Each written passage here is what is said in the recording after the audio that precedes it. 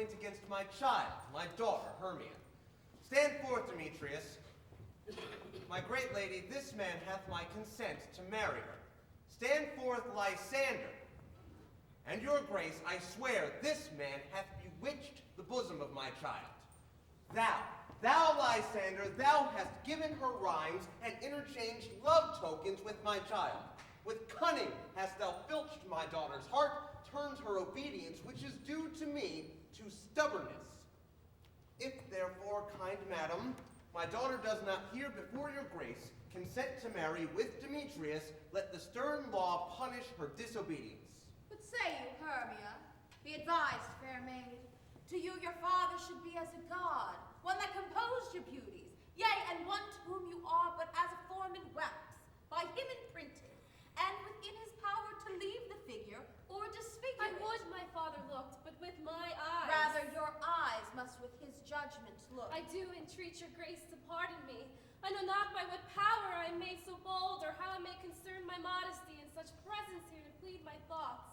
But I beseech your grace that I may know the worst that may befall me in this case, if I refuse to wed Demetrius. Either to die the death, or to abjure forever the society of men. Therefore, fair Hermia, question your desires, know of your youth, examine well your blood, whether if you yield not to your father's choice, you can endure the livery of a nun, to live a barren sister all your life, chanting faint hymns to the cold, fruitless moon. Is there no mean, no other choice, your grace? None, Hermia, none. Therefore prepare to be obedient, or like the rose to wither on the tree. Consider well. Take till tomorrow morning, and give me then your resolution. Relent, sweet Hermia, and Lysander, yield your doubtful title to my certain right. You have her father's love, Demetrius. Let me have Hermia's. Marry him. Scornful Lysander, true he hath my love, and what is mine my love shall render him. And she is mine, and all my right of her I do estate unto Demetrius. I am, your grace, as nobly born as he, as well possessed. My love is more than his. My fortunes every way as fairly ranked, if not with vantage, as Demetrius. And which is more than all these boasts can be, I am beloved, a beauteous Hermia. Why should not I then prosecute my right? Demetrius, I'll avouch it to his head, made love to Nader's daughter Helena, and won her soul. And she, sweet lady, dotes, devoutly dotes in idolatry upon despotic and inconstant man. I must confess that I have heard so much, and with Demetrius I've thought to have spoke thereof. But being overfull of self-affairs, my mind did lose it. But Demetrius, come, and come, Egeus, you shall go with me. I have some private schooling for you both. For you, Hermia. Look, you arm yourself to fit your fancies to your father's will, or else the law of Athens yields you up, which by no means we may extenuate, to death, or to a vow of single life. Tomorrow in the morning give your answer, so farewell.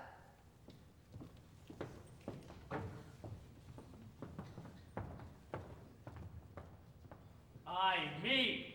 For aught that I could ever read, could ever hear, by tale or history, the course of true love never did run smooth. Oh, hell! To choose love by another's eyes! Hear me, Hermia. I have a widow aunt, a dowager, of great revenue, and she hath no child. From Athens is her house, remote 7 leagues, and she respects me as her only son. There, gentle Hermia, may I marry thee. And to that place the sharp Athenian law cannot pursue us. If thou lovest me, then steal forth thy father's house this very night. And in the woods, a mile without the town, near the great spreading oak, I'll stay for thee. And at some little distance from that place have all things ready to convey thee thence. Oh, my good Lysander, I swear to thee by Cupid's strongest bow, by his best arrow with the golden head, by the simplicity of Venus' doves, and by that fire which burned the Carthage queen when the false Troyan under sail was seen, by all the vows that ever men have broke, in number more than ever woman spoke, I will, where thou point'st, Meet my Lysander. Keep promise, love. Look, here comes Helena. Godspeed, fair Helena. Whither way? You mock me, Hermia, when you call me fair. 'Tis you are fair.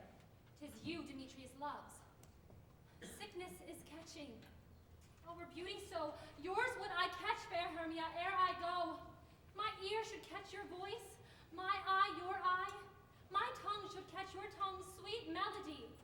Oh, teach me how you look, and with what art you sway the motion of Demetrius' heart. I frown upon him, yet he loves me still. That your frowns would teach my smile such skill. I give him curses, yet he gives me love. That my prayers could such affection move. The more I hate, the more he follows me.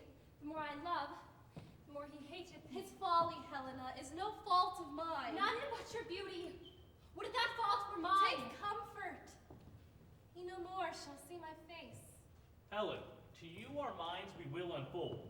This very night, when Phoebe doth behold her silver visage in the watch-free glass, decking with liquid pearl the bladed grass, a time that lovers' flights doth still conceal, through Athens' gates we devise to steal. And in the wood where often you and I upon faint primrose beds were wont to lie, emptying our bosoms of their counsel sweet, there my Lysander and myself shall meet.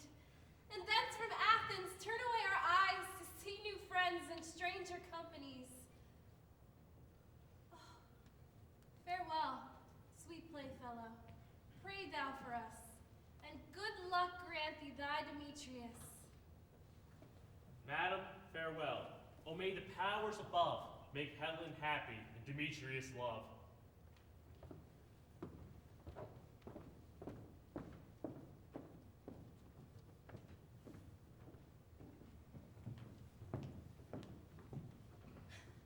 How happy some or other some can be. Through Athens I am thought as fair as she. But what of that? Demetrius thinks not so. He will not know what all but he do know. For ere Demetrius looked on Hermia's eyne, he hailed down oaths that he was only mine.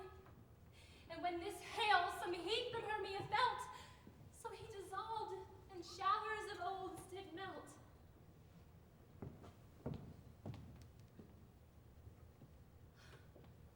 I'll to Demetrius tell him of their flight, the place they meet at by the moon's pale light. Then to the wood he will pursue the maid, and if he thanks me, I am overpaid.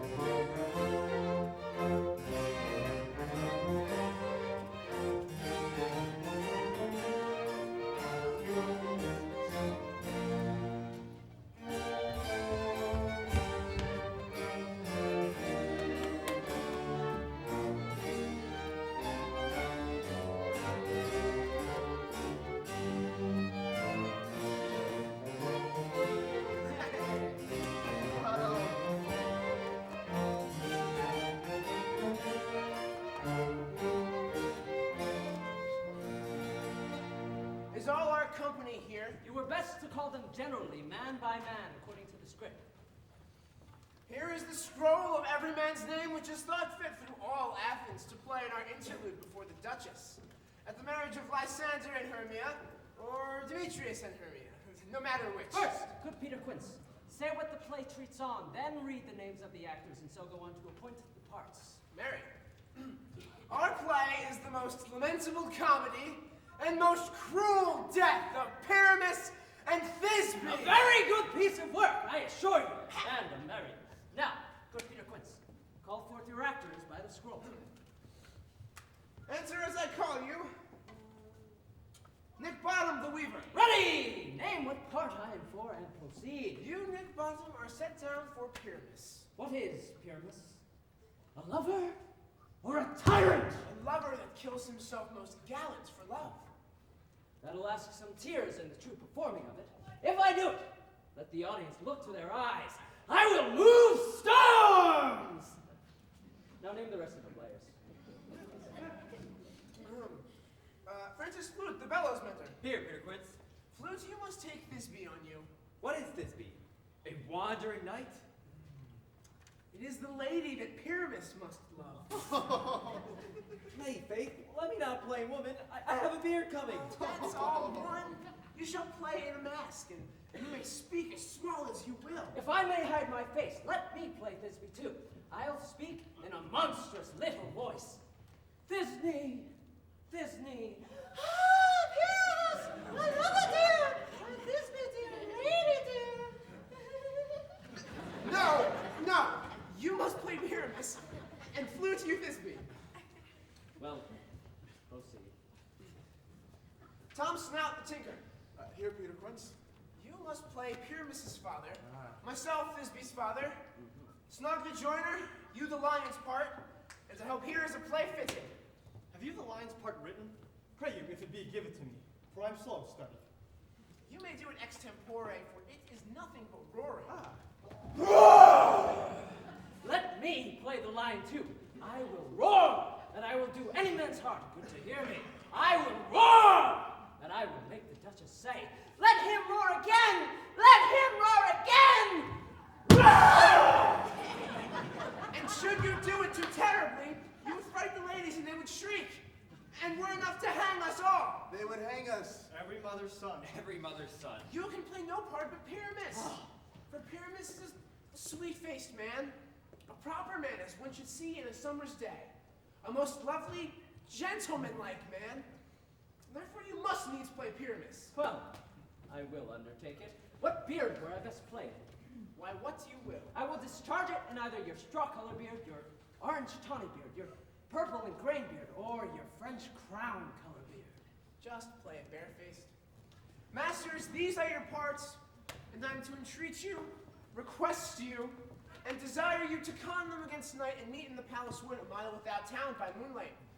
There we will rehearse, for if we meet in the city, we shall be dogged with company and our devices known. In the meantime, I will get your properties and all your habits. And pray fail me not. We will meet, and there we may rehearse most obscenely and courageously. Take pains, and be perfect. Adieu. In the woods we meet. Enough!